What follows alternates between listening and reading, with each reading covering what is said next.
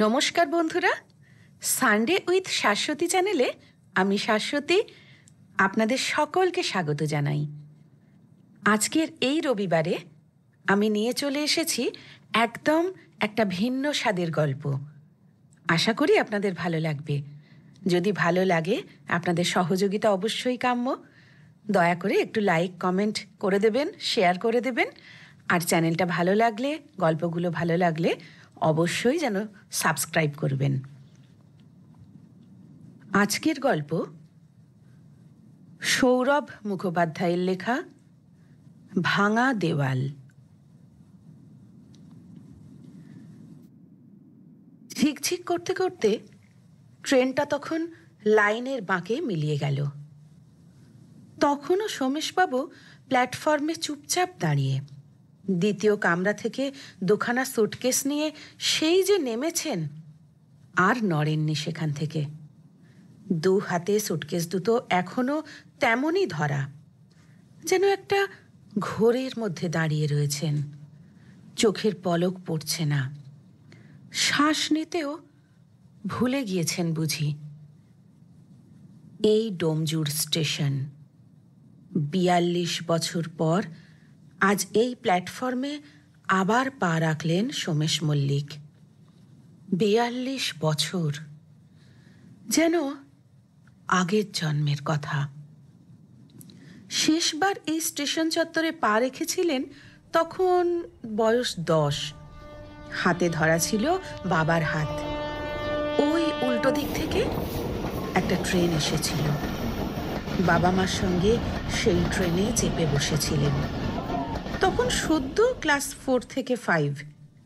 এমন সময় হঠাৎ বাবার বদলির অর্ডার।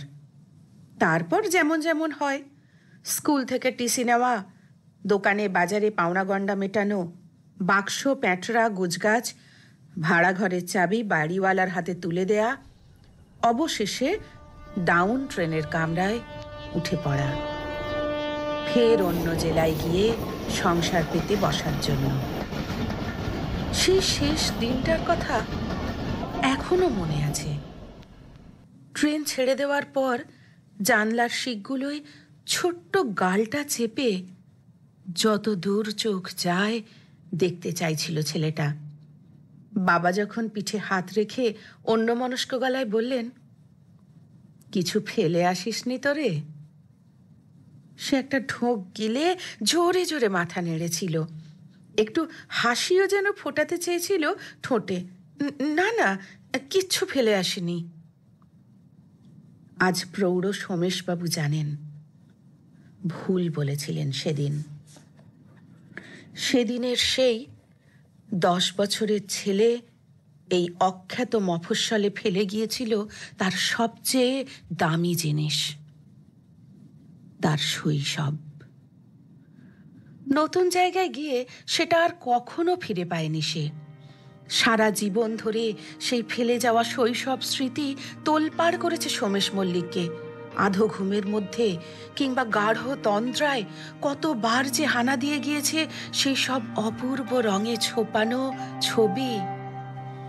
তীর তীরে বয়ে চলা সরস্বতী নদী, পাড়ে ঝুঁকে পড়া অশ্বত্থ গাছ, ক্যাঁচ কোঁচ শব্দ তোলা সাঁকো, কপি ক্ষেতের মাঝ বরাবর পায়ে চলা আলপথ, পিচ রাস্তার ধারের সেই বরফ কল, অনাথের তেলে ভাজার দোকান, রক্ষাকালীর বেদি লাল সিমেন্টে বাঁধানো, ধর্মতলা প্রাইমারি স্কুলের লাগোয়া ধুলো ওড়া মাঠ, বল খুঁজতে বাঁশ বনে ঢুকে পড়ে সেই আলো আধারের গা ছমছম, চড়কতলার গাজন, কাছারি বাড়ির দুর্গাপুজো, চৌধুরীদের উঠোনে রাস, শ্যাওলা ধরা ইটের পাঁজার পিছনে লুকোচুরি জমত কি দারুণ।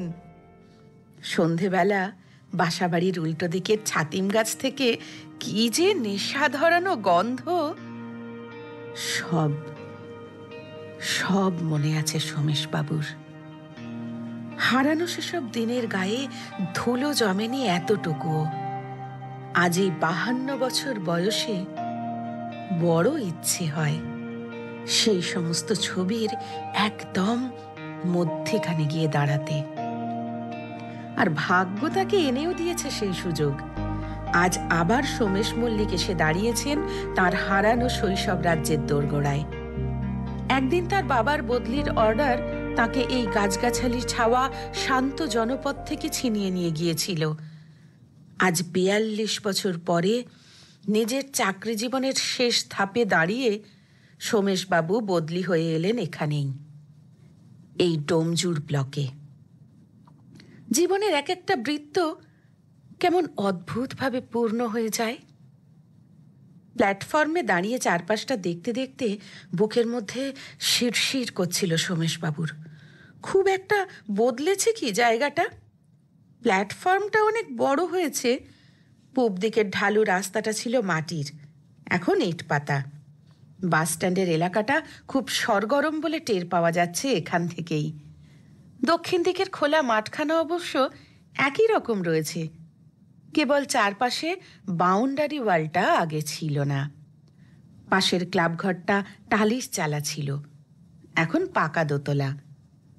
পশ্চিমের স্কাইলাইনে সেই একই ঝুপসি গাছের সারি, মাথা উঁচু করা তাল নারকেল, ওদিকেই নদী, আর মাঠের বাঁদিকে চারতলা ফ্ল্যাট বাড়ি, কিংবা এদিক ওদিক আকাশে উঁকি দেওয়া মোবাইল টাওয়ারগুলো।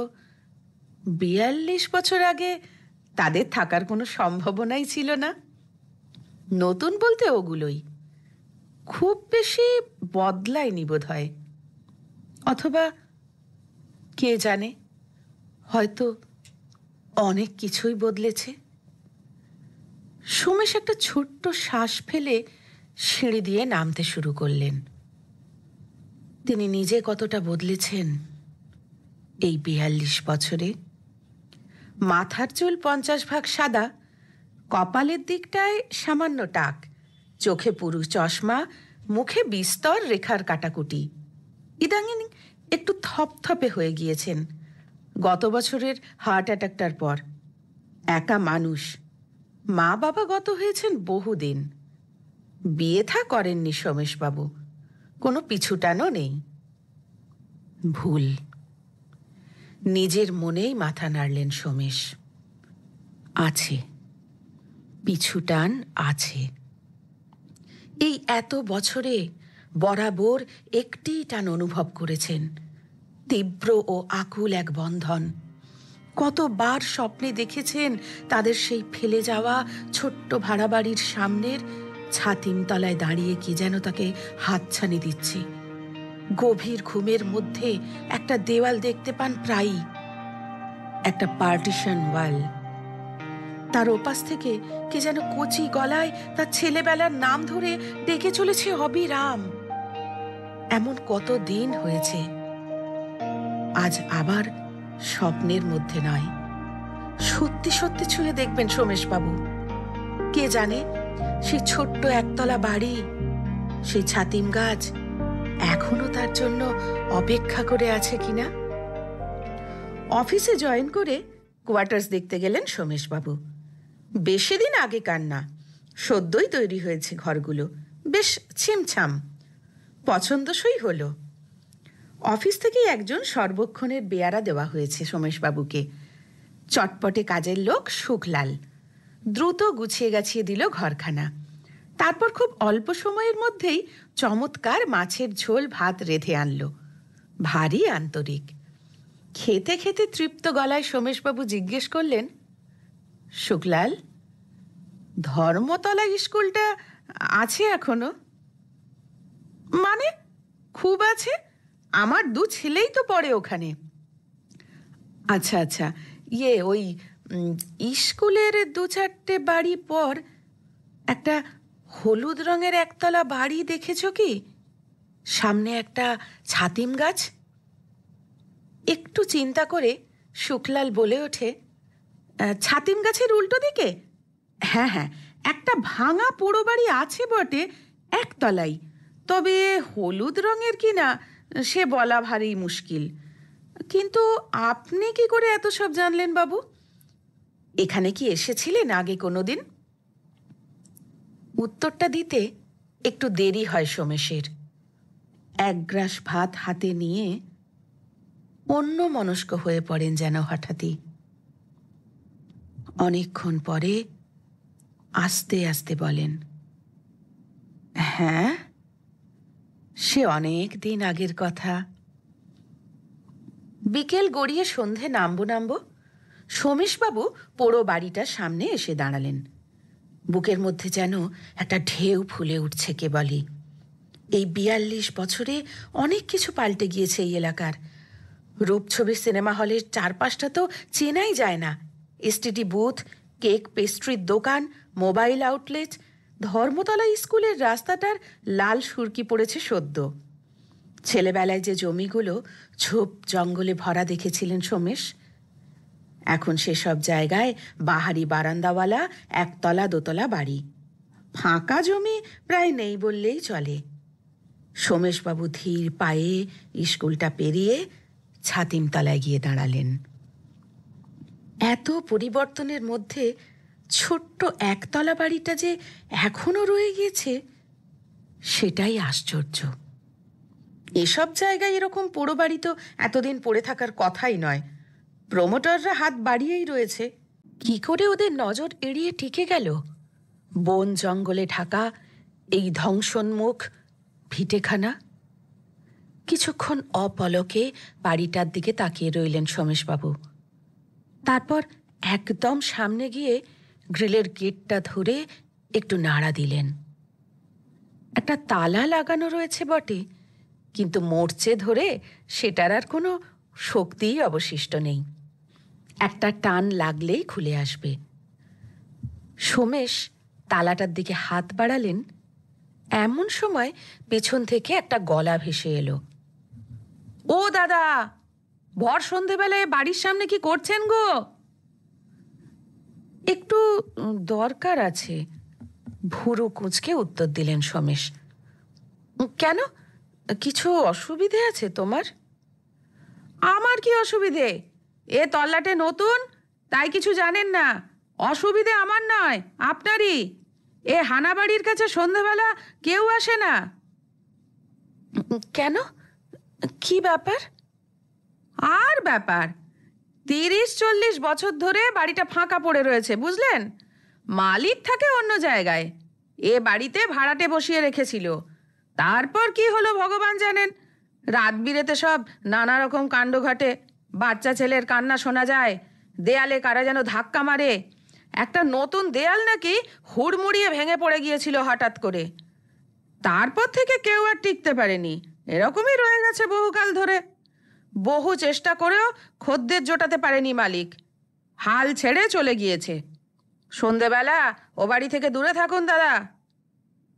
বিড়বিড় করে বকতে বকতে শেষ পর্যন্ত চলে গেল লোকটা। এ বাড়িতে তার ভয় পাওয়ার মতো কিছু থাকতে পারে না। গ্রিলটা থেলতেই ক্যাচ করে একটা শব্দ হলো। জঙ্গুলে লতা জড়িয়ে রয়েছে, সেগুলোকে পটপট করে ছিঁড়ে ফেললেন সোমেশবাবু। একটা গিরগিটি তড়াক করে লাফিয়ে সরে গেল। ভিতরটা অন্ধকার, শুধু পশ্চিমের একটা জানলার পাল্লা ভেঙে গিয়েছে। সেইখান দিয়ে অস্ত সূর্যের ম্লান আভা এসে পড়েছে ভিতরের বারান্দায়। সরসর করে কি যেন একটা চলে গেল মেঝের ওপর দিয়ে। সাপ নাকি? না, সোমেশবাবুর ভয় করল না তেমন। আধো অন্ধকারে চোখ সইয়ে নিয়ে তিনি এগিয়ে গেলেন কয়েক পা। ভেতরের দালানটার মাঝ বরাবর একটা দেওয়াল, ৩ ইঞ্চি গাঁথনির পার্টিশন। ভালো করে তাকিয়ে সোমেশ দেখলেন অর্ধেকটা দেওয়াল ভেঙে পড়েছে উপর থেকে। শুধু বুক সমান গাঁথনি দাঁড়িয়ে রয়েছে।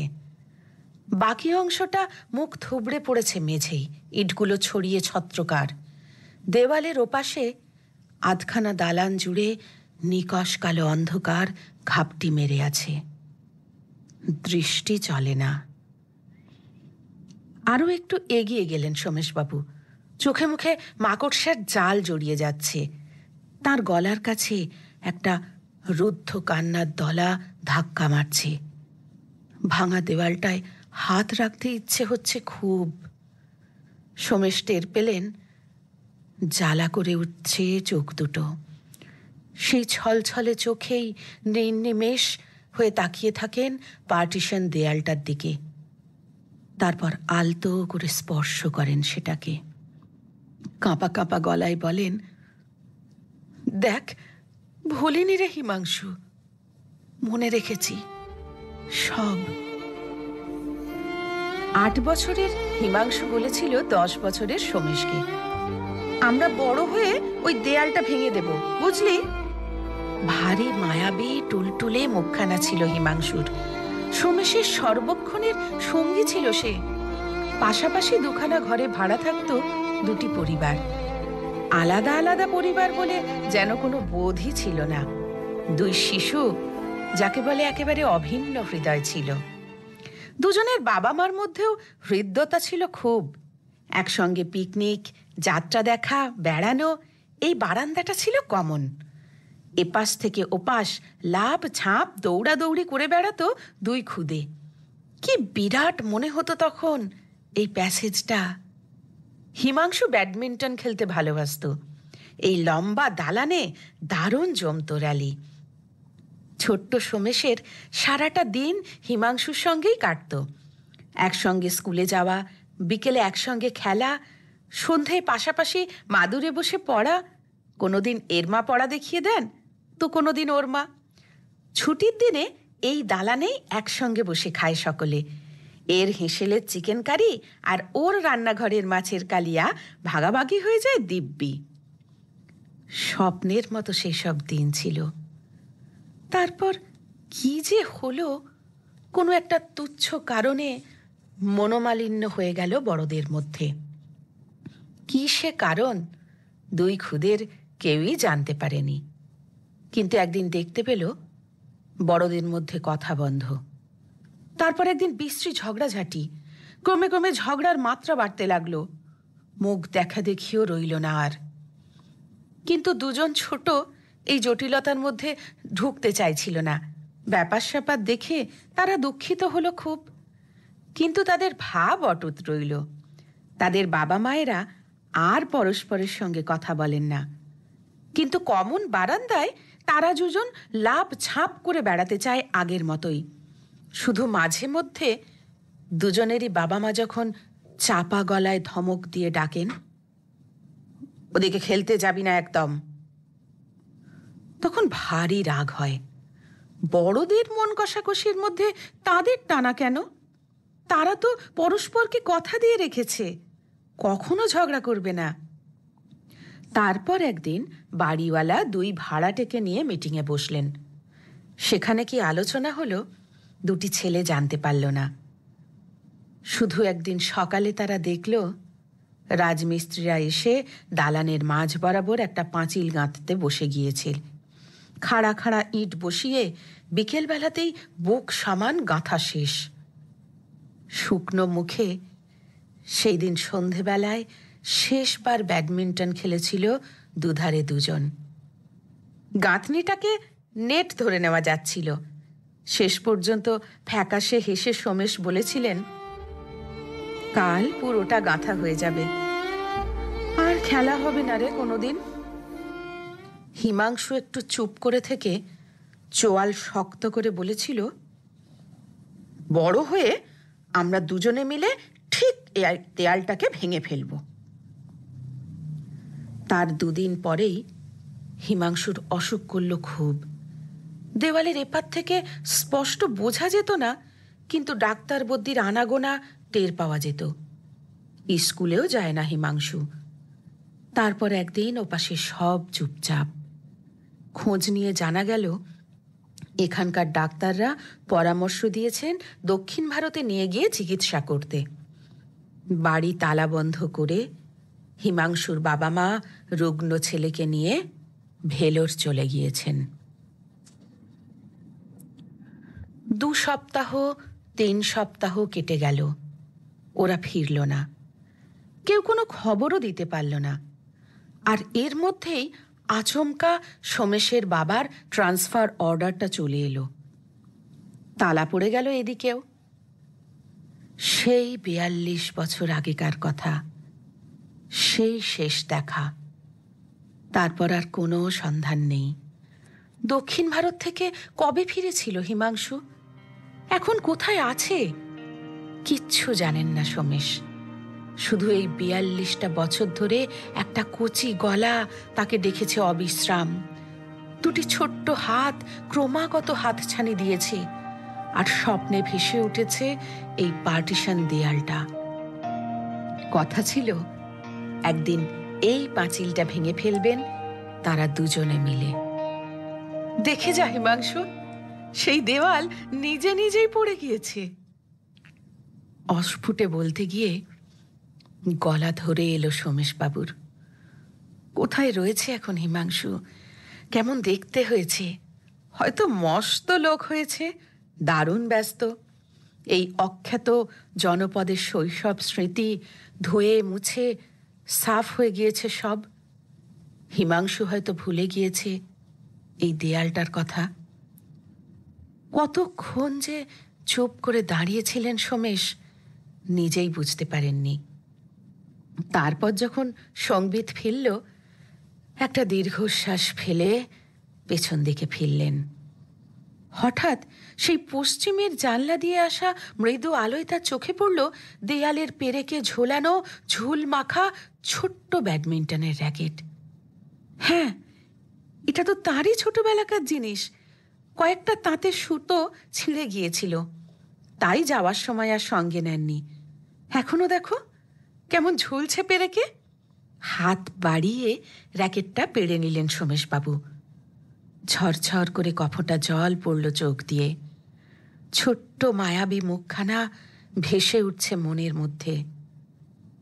৪২ বছর আগে অর্ধেক গাঁথা পাঁচিলটার এপার ওপার থেকে সেই যে শেষবারের মতো ব্যাডমিন্টন খেলেছিলেন তারা দুজনে, সেই স্মৃতিটা যেন নড়ে চড়ে উঠল। ওই র্যাকেটটা সঙ্গে নিয়ে যাবেন ঠিক করলেন সোমেশ। ছেলেবেলার এই একটাই চিহ্ন। বাইরে অন্ধকার নেমে আসছে। বেরিয়ে আসবেন বলে পেছন ফিরেছেন সোমেশবাবু, এমন সময় ঝুপ করে কি যেন একটা পিঠে এসে পড়ল। চমকে উঠলেন খুব। বাদুড় তাদুর নাকি? লাফিয়ে সরে গেলেন ২ পা। তারপর মাটিতে ঝুঁকে যে জিনিসটা দেখতে পেলেন সেটা তার হৃদস্পন্দন থামিয়ে দিল কয়েক সেকেন্ডের জন্য। একটা ব্যাডমিন্টনের কক। ফেদারগুলো এখনো পরিষ্কার, ধুলো ময়লা নেই এতটুকু। এরকম পরিত্যক্ত জনমানব শূন্য বাড়িতে এত চকচকে কক পড়ে থাকার কথা নয়। ছিল না ১ মিনিট আগে পর্যন্ত। কোথা থেকে এসে তার পিঠে পড়ল? ভাবনাটা শেষ হতে না হতেই উত্তরটাও মনের মধ্যে পেয়ে গেলেন সোমেশ। এটাই উত্তর হতে পারে এই প্রশ্নের। ককটা এসেছে ভাঙা দেওয়ালের ওপার থেকে। ওই যেখানটায় গাঢ় নিঃশব্দ অন্ধকার জমাট বেঁধে রয়েছে, ওই দিক থেকে তার উদ্দেশ্যে যেন পাঠিয়ে দিয়েছে কেউ। অন্ধকারটার দিকে স্থির চোখে তাকিয়ে একটা নিশ্চল মূর্তির মতো দাঁড়িয়ে রইলেন সোমেশবাবু। কি যে ভাবছেন নিজেরই জানা নেই। শুধু বুকের মধ্যে আশ্চর্য শিরশির, আর চোখ দুটো ঝাপসা।